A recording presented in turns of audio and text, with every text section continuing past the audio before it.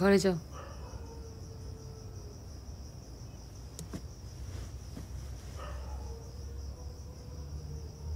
তোমার বাড়ি, তোমার টাকা,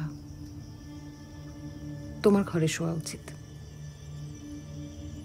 তবে ঘরে যাওয়ার আগে কয়েকটা কথা বলা খুব দরকার। এই যে সোফাটার উপর বসে আছো, ওই কভারটা,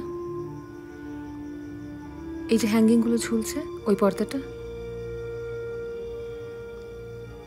এগুলো কোনোটাই তোমার আনা নয়, তোমার পছন্দও নয়।